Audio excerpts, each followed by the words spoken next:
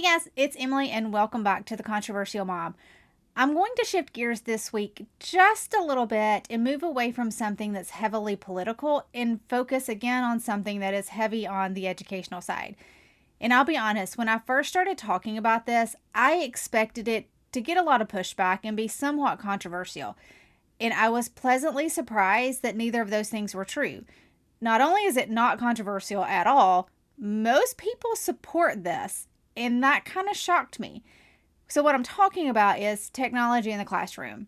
So, for anybody that missed it, which I cannot imagine that anybody did, Alabama passed the Focus Act this past legislative session. It was signed into law and it went into effect this school year.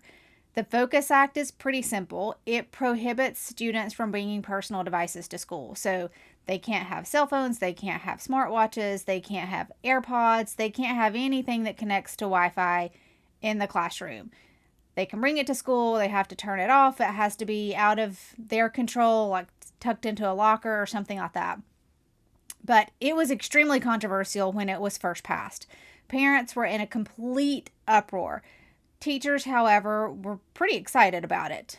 And now that it's gone into implementation, I cannot tell you how many teachers are just raving about all the amazing things that are happening in their classroom. I actually saw a post this week on Instagram from a teacher who took a video in the school during what I guess is like a break time. And the caption or the story with the picture or the video was just amazing. This teacher's been in the classroom for nearly 20 years, and she was talking about how she's seen this cycle of when phones first started getting introduced to the marketplace, then what happened when the smartphone came out, and how it got introduced, students started getting it. It just kind of became commonplace for all high schoolers to have the phone, and how quiet the school was. That no one talked during lunch breaks or lunchtime or break periods and lunchtime. Kids wouldn't look up and talk or look you in the eyes when they were walking down the halls. And then now with these bans in place, it's so loud. In the video that she posted, it was very loud. Kids are laughing, and there's so many of them that are talking that they're essentially screaming over each other. It was just amazing. I got chills reading her story because she talked about how different the culture is in the school and that kids are normal kids again. They're talking and having fun and interacting and developing social skills and all the amazing things. So the Focus Act has been huge for our state. I know a lot of parents were not super excited about it. Some still aren't. But overall, I do think it's what's best for students, not only from a learning perspective, but just social development. If kids are constantly looking at screens, they're not interacting with others, and that's critical to their development. There's a lot of studies out there that support this, and that's really and truly what got me on board with it. And I think we're actually seeing the impacts of that. So I'm really excited. I think it's great. I actually think we need to go a step further. So we've gotten rid of personal devices in the classroom. I think we need to now start looking at school issued devices. So I will say, I think all school systems in the state issue some form of a device to students. I know in the area that I'm in, all the systems up here do it. I assume that it's a statewide thing. I've never truly looked into the specifics of it, but I'm pretty sure that that's what happens. So, for instance, I have a son. He's in elementary school. He has had a device since first grade because that's when he first enrolled in public school. He's had a device ever since then, and everything is done on this device. They do reading on the device. They have their science books on the device. I will give credit to his current math teacher. His math teacher prints out worksheets for him. So I think they use it less in that math class, but they still use it some because 2 or 3 weeks ago, my son got in trouble for using a calculator during math class. Not on a test, thankfully, but still, he was using the calculator. And when I questioned, like, why would you do that? You know better. He said, well, I was bored. I know how to do this, so I just wanted to hurry up and get done with the worksheet. So these are the challenges with having technology in the classroom. Kids, I mean, even my son who, I focus a lot on education and the fact that he needs to have a very strong basic understanding. That's just what they do. It's human nature. He gets bored. He doesn't want to do the math work. So he just cheats to get the right answers, and then He's not really learned, but he's got the work done. So those are the risks of having technology in the classroom for every single class, every, 8 hours a day. So I am advocating that we really start looking at the use of technology in the classroom and see if we can improve on that. There's lots of studies that support reduced technology in the classroom. And honestly, I was reading a book called Glow Screens a couple of months ago, and that's really what put me on this research project of looking into it, because I just naturally assumed you have to have technology in the classroom. Everybody does this. It's how you learn. That's not the case. There's actually a ton of studies out there that show technology in the classroom does not improve educational development. So I started going down this rabbit hole, and I wrote an op-ed recently on this, and I highlighted in Alabama how we've not had educational gains in math and reading ever since we've introduced technology. And I can't remember the numbers off the top of my head, but essentially we've had technology, i.e. Chromebooks, in the classrooms for about 10 years, and we have not improved in our national scores when it comes to math and reading. And it's really wise to pause and question, if we're not seeing gains in the past 10 years, why are we continuing to do this? Because what is happening is numbers and statistics are coming out to show how it's not helping. So why do we continue to do the same thing over and over and over, expecting a new outcome if we know it's not going to happen? So that's kind of what started me down this rabbit hole of, what are we doing? Is it really impactful? And more importantly, what can we do differently? So that's how I started this whole op-ed research project. And like I said, when the op-ed came out, I was surprised at how much positive feedback I got. So many people, and it's not just parents, it's teachers, administrators. I had a college friend reach out to me after she read it and shared this story about how her 14-year-old son said he was struggling with math.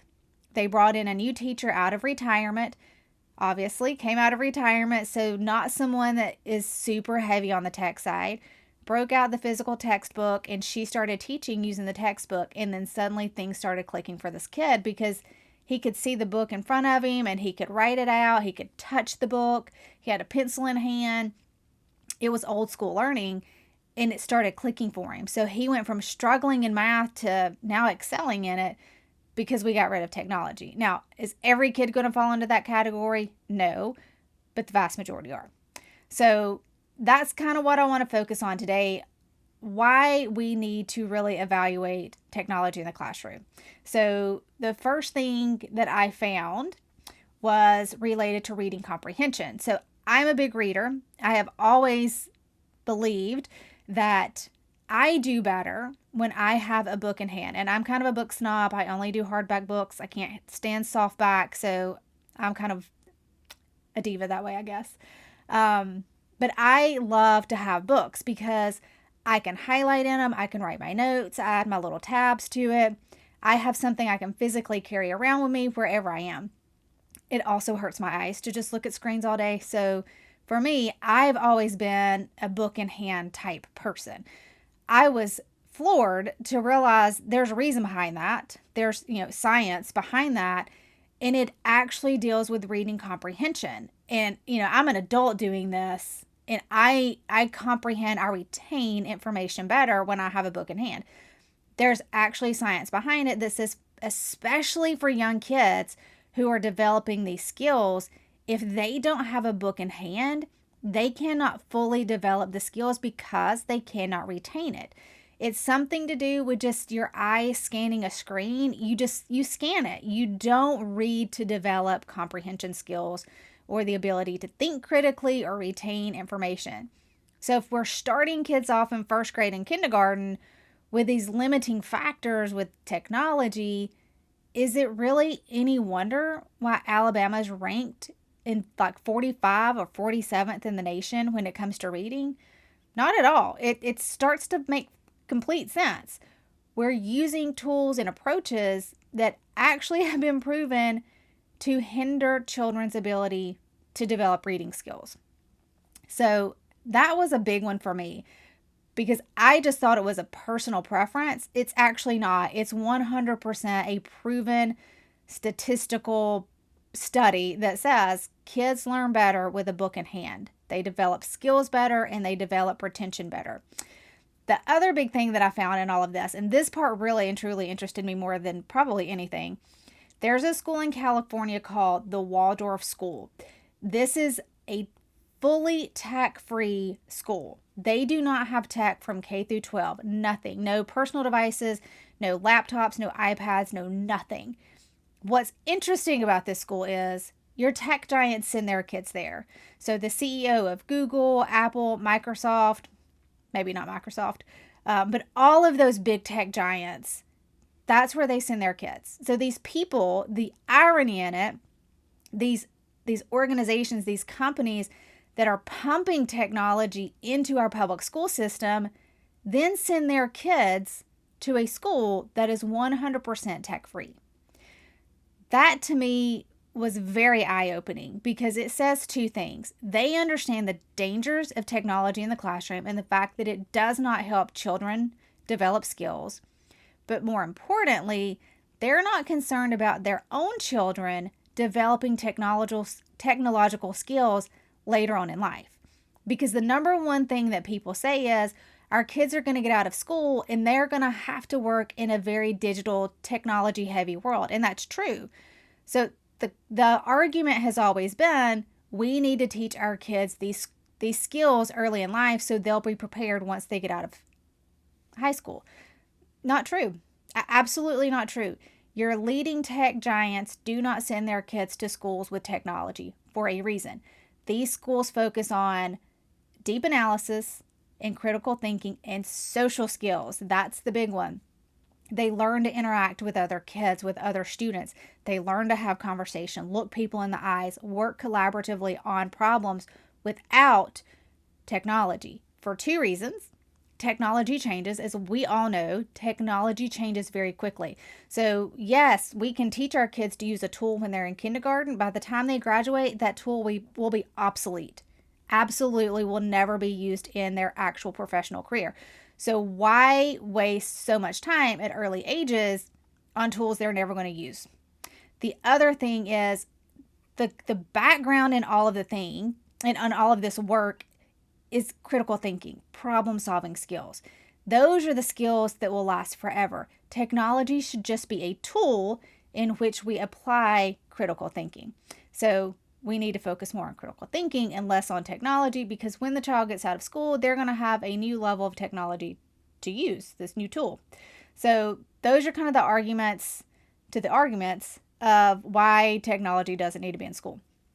Kind of the proposed solution I'm seeing in a lot of schools across the country, and I think it's Texas and Illinois have started implementing this probably more than anybody.